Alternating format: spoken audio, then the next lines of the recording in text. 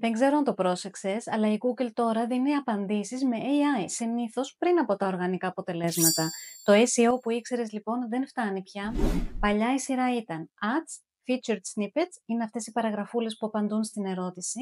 Μετά ήταν οι χάρτες και μετά τα οργανικά links. Τώρα, πριν από τα οργανικά, μπαίνει και η AI σύνοψη. Άρα τα οργανικά πάνε ακόμα πιο κάτω. Τι σημαίνει αυτό για σένα? Το περιεχόμενό σου, στην ιστοσελίδα σου κυρίως, πρέπει να μιλάει στην AI, να απαντά σε αληθινές ερωτήσεις, όχι σε αυτά που θες να πεις εσύ, να ξεκινά με σύντομες καθαρές απαντήσεις, να έχει δομή που διαβάζει η AI, δηλαδή λίστες, bullets και headings, τους τίτλους. Παράδειγμα, γιατί είμαστε οι καλύτεροι?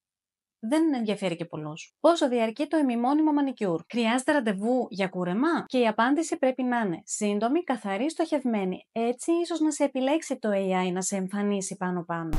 Και τώρα πες μου, πόσες φορές έχω πει AI?